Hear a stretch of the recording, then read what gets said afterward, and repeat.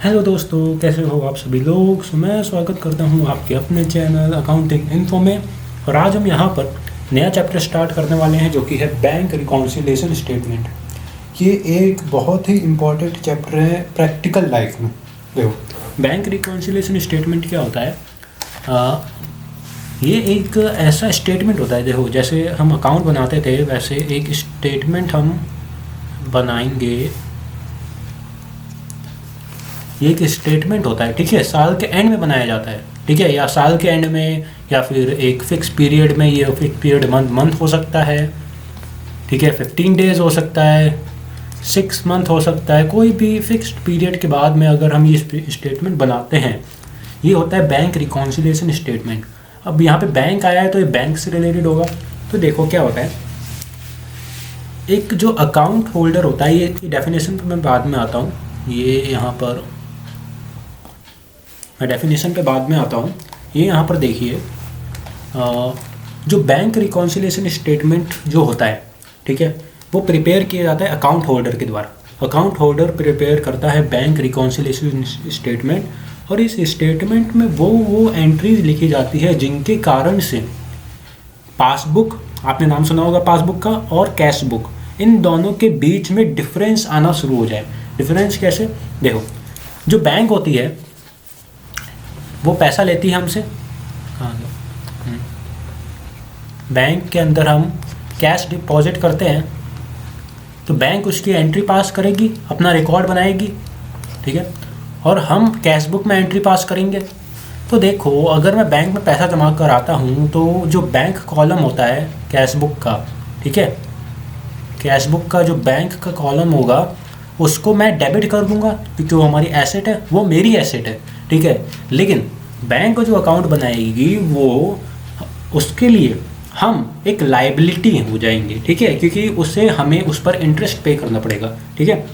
वो बैंक हमें इंटरेस्ट पे करेगी, तो वो बैंक हमारा पैसा यूज़ करेगी, तो इसलिए वो हमें एक लायबिलिटी के तौर पर ट्रीट करेगी, और जो हमारा कैश होगा वो उसको क्रेडिट करेगी, क्योंकि क्रेडिट लायबिलिटी को करते हैं। लायबिलिटी जब बढ़ती है तो उसे हम क्रेडिट करते हैं, ठीक है। फिर देखते हैं, ये एक पर्टिकुलर डेट पे बनाया जाता है जो कि मैंने बता दिया।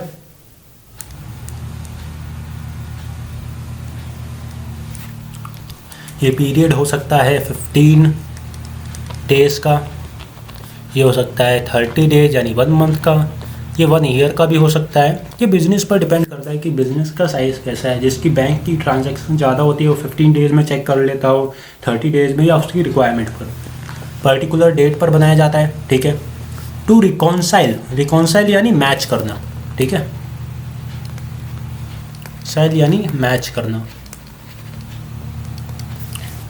किसको, बैलेंस को, कौन सा बैलेंस, बैंक का बैलेंस, ठीक है, बैंक का बैलेंस कैश बुक के बैलेंस के साथ और पासबुक के बैलेंस के साथ। तो ये रिकॉन्सिलिएशन स्टेटमेंट क्या शो करता है, ये जो स्टेटमेंट है वो ये शो करता है, उन एंट्रीज को शो करता है जो रिप्रेजेंट करती हैं उन एंट्रीज को जो डिफरेंस ले आती है कैश बुक और पासबुक के बैलेंस में।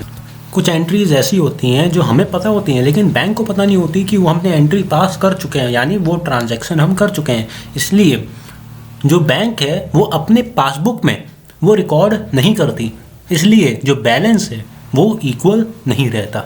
यहाँ पे हम देखते हैं एक एग्जांपल। ये मान लो, बहुत ही सिंपल एग्जांपल है, check issued on 25th March 2021 but presented for payment on 3rd April, ठीक है, 2021। अब देखो यहाँ पर जो फाइनेंशियल ईयर होता है वो 1 अप्रैल को एंड हो जाता है, ठीक है, जो फाइनेंशियल ईयर होता है वो 1 अप्रैल को एंड हो जाएगा, यहाँ पे एंड हो जाएगा। लेकिन ये जो चेक है, मैंने जिसको चेक इशू किया था उसने अपने बैंक में चेक डिपॉजिट किया 3rd अप्रैल को। इसका मतलब ये है कि मैंने अपनी कैश बुक में बैंक के अकाउंट को क्रेडिट कर दिया है, ठीक है। बैंक का जो कॉलम है उसको मैंने क्रेडिट कर दिया है। कितने का, मान लो 10,000 का चेक था, मैंने उसको 10,000 से क्रेडिट कर दिया।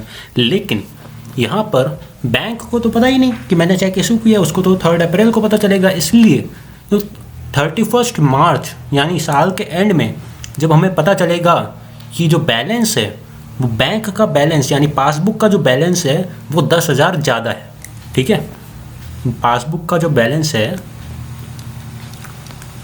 वो 10,000 प्लस से दिखाएगा, लेकिन कैश बुक का जो बैलेंस है वो उससे 10,000 कम होगा, क्योंकि हमने कैश बुक में पहले से ही रिकॉर्ड कर लिया है। इसलिए हम एंड में एक स्टेटमेंट पास करेंगे, उस स्टेटमेंट में ये लिखा होगा कि ये डिफरेंस क्यों आया, और इस डिफरेंस को हटाने के लिए हम उस स्टेटमेंट में लिखेंगे कि हम इस अकाउंट को डेबिट कर रहे हैं, इस अकाउंट को क्रेडिट कर रहे हैं, यानी बैलेंस बनाने की कोशिश कर रहे हैं। ये हम आगे आने वाली वीडियो में समझेंगे। ये यहाँ पर थोड़ा सा अलाइनमेंट मिस्टेक हो गई है, देखते हैं यहाँ पर। तो ये देखो, ये जो बैंक पासबुक है, ठीक है, जब चलो देखते हैं कैश बुक है, ठीक है, अगर हम बैंक की जो बैलेंस है उसको इंक्रीज़ करते हैं तो डेबिट होगा। ठीक है, डेबिट होगा क्योंकि वो हमारे लिए एक एसेट है। एसेट इंक्रीज डेबिट, लेकिन डिक्रीज होगा तो क्रेडिट। सिंपल रूल है। लेकिन इसका रूल जस्ट अपोजिट होता है बैंक पासबुक के। अगर हम बैंक में डिपॉजिट करते हैं पैसे तो बैंक पासबुक में होगा क्रेडिट, क्योंकि बैंक के लिए हम एक लायबिलिटी है, और वो डिक्रीज होगा कब, डेबिट। अब यहाँ पे देखते हैं, हमारा लास्ट स्लाइड है, causes of difference between passbook and cash book. Passbook और कैश बुक के बीच में डिफरेंस क्यों आता है? 3 मेन रीज़न है जो कि आपके बुक में दिए गए हैं। पहला टाइमिंग, जो कि मैंने अभी एक रीज़न बताया टाइमिंग का। ठीक है, पहला है टाइमिंग, यानी मैंने चेक इशू किया लेकिन वो अगले साल डिपॉजिट हुआ। ठीक है, मतलब 3 अप्रैल को डिपॉजिट हुआ तो टाइम के बीच में डिफरेंस हो गया। बैंक को नहीं पता था कि मैंने चेक इशू कर दिया है, इसलिए डिफरेंस आ गया। और ऐसे ही अगर मुझे चेक रिसीव होता लेकिन मैंने बाद में बैंक में डिपॉजिट किया होता, पर मैंने पहले ही कैश बुक में रिकॉर्ड कर दिया होता, तो मेरा कैश बुक का बैलेंस ज़्यादा होता। फिर है दूसरा, transaction recorded by bank but not bye account holder. कुछ ट्रांजैक्शन ऐसे होते हैं जैसे बैंक चार्जेस, वो आज के ज़माने में तो हमें पता चल जाते हैं, पर पहले हमें पता नहीं चलते थे। बैंक चार्जेस पहले हमें पता नहीं चलते थे, इसलिए इसकी वजह से भी डिफरेंस आ जाता है। ठीक है, अकाउंट इंटरेस्ट पेड, इंटरेस्ट हमारे बैंक में अकाउंट में डिपॉजिट कर दिया उन्होंने, या फिर स्टैंडिंग इंस्ट्रक्शन हम पढ़ेंगे आगे क्या होता है। सिंपल टॉपिक है स्टैंडिंग इंस्ट्रक्शन।